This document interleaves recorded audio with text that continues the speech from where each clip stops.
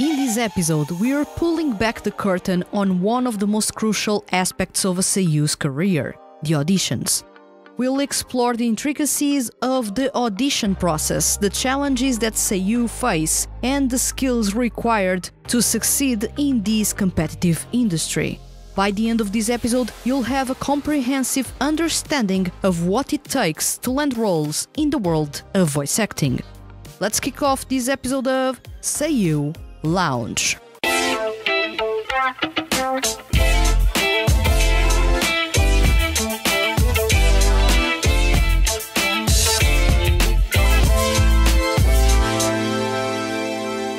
Welcome to Seiyuu Lounge. I am your host Vanessa, and today's topic is the truth about seiyuu auditions. The seiyuu industry is known for its competitiveness and the immense talent of its voice actors. It's a given.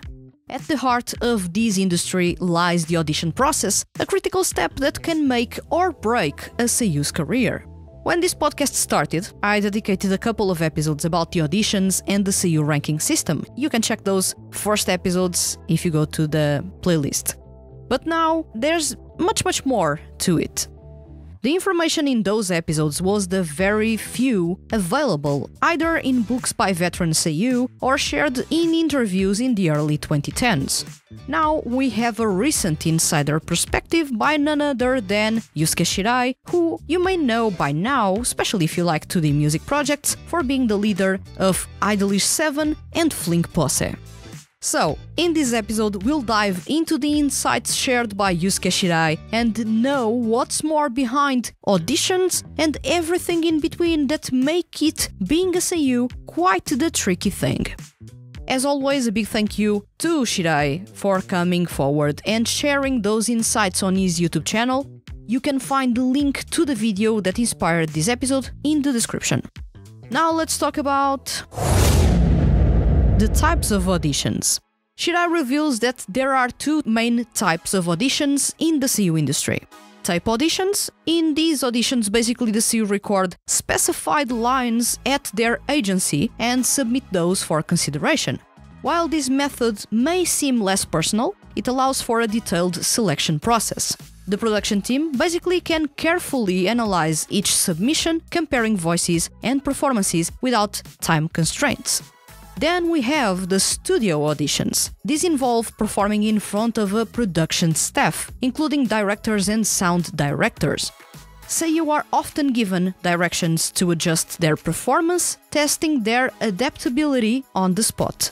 Seiyuu might be given directions to adjust that performance, which allows the staff to assess not only their voice quality, their skills, but also the ability to take direction and their overall presence. The audition process. The journey to an audition begins with the seiyuu's agency. Production companies send audition requests to agencies, who then select candidates for specific characters. This means that even before a seiyuu gets a chance to audition for a role, they need to be chosen by their agency to represent them. Sometimes, there are even requests for particular actors to audition for specific roles, which shows how important reputation and previous work can be in this industry. For tape auditions, seiyuu are often provided with detailed materials about the character, including character design, personality traits, age, and the voice image that the director has in mind. This information is crucial for the seiyuu to understand and embody the character they're auditioning for. In the case of adaptations from manga or novels, seiyuu can also refer to the source material to get a deeper understanding of the character. In studio auditions, seiyuu perform in front of the production staff and may be asked to adjust their performance on the spot. The staff assesses not only the voice match, but also the actor's ability to take direction and their overall persona, as we talked earlier. Challenges and persistence. Shirai's personal experience highlights the challenges that seiyuu face in this competitive industry. He shared that he failed auditions for 4 years before landing a main role in an anime. This underscores, of course, the importance of persistence in the face of rejection. It's also worth noting that even after becoming well-known, seiyuu often continue to audition for roles, as Junichi Suabe once said. So, success doesn't guarantee future roles. Each new project often requires providing oneself anew. The challenges that seiyuu face are basically failing auditions for years before landing a main role in an anime if they are lucky. Then, even if they become well-known or popular, seiyuu still needs to go to auditions. And there's also the competition within the agencies that can be fierce, especially with larger ones such as 81 Produce or Awani Production. Beyond voice acting, the modern seiyuu industry demands more than just voice acting skills. You know it, and I know it. Many projects now require or involve singing, requiring additional auditions specifically for vocal performances. You and I know about those because we fangirl about 2D projects all the time. Some roles may even require dancing or live performance skills. This multifaceted approach to talent means that aspiring seiyuu need to continuously develop a diverse skill set to remain competitive.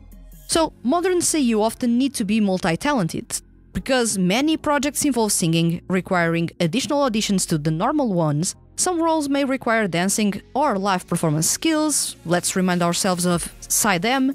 And we have also the self-promotion and authenticity, which are crucial, especially when you are joining an agency. Factors influencing success. Self-promotion and authenticity are also crucial, especially when you are joining an agency. Should I emphasize the importance of being genuine during self-promotion segments of auditions? Trying to overly script or fake something doesn't work well. Casting directors and agencies are looking for real personalities who can connect with audiences. Several factors can influence a seiyuu's success in landing roles. A deep understanding of the source material for adaptations can help seiyuu convey characters' emotions more accurately. In today's digital age, a strong social media presence can also play a big role, as it indicates marketability. Resilience is also key, as rejections are frequent and the ability to bounce back and keep auditioning is crucial.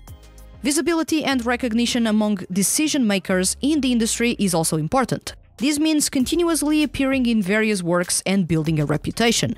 The final decision on who gets a role can depend on various factors, including input from directors, producers, and sometimes even the original creators of the work. So there are several elements that can impact a seiyuu's chances of landing roles. A deep understanding of the source material when it is an adaptation, social media presence and follower count, resilience in the face of frequent rejections, and visibility and recognition among decision makers in the industry. Agency selection. While smaller agencies may offer more support and opportunities for newcomers, as they're often looking to promote new talent. However, they might have fewer connections and job opportunities overall. Larger agencies, on the other hand, have more opportunities, but also fiercer internal competition. Should I mention that when he joined this current agency, Early Wing, it was relatively new, which allowed him to receive more support and opportunities as they were eager to promote him. Another factor to consider when choosing an agency is the type of voices already represented. If an agency already has many seiyuu with similar voice types, it might be challenging to stand out and get roles. Sometimes voice actors choose agencies based on where their unique voice type might have a better chance to shine. So choosing the right agency can significantly impact a seiyuu's career. Smaller agencies may offer more support, but fewer opportunities. Larger agencies have more opportunities, but have fiercer internal competition. And of course, voice type representation within an agency can influence role availability.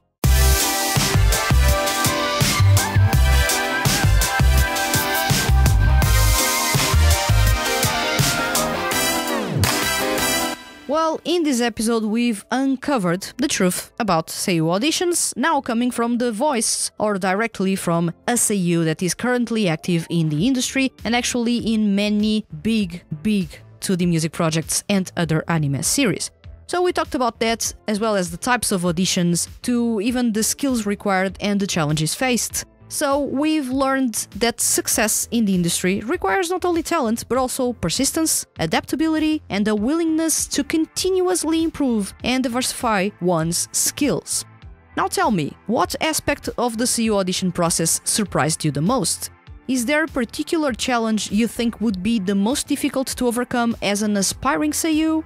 Let me know in the comments on YouTube. And remember, leave your comments as complex or as simple as they may be, and you can be featured on upcoming episodes of Seiyuu Lounge. If you enjoyed this episode and don't want to miss the Hand That Feeds HQ's weekly email Seiyuu and music-related content, hit the subscribe button. And if you are listening to this episode on a podcast listening platform, please consider following the podcast and leaving a review. Leaving a review is really simple and helps other people find this podcast and fall in love with male Seiyuu artists and 2D groups.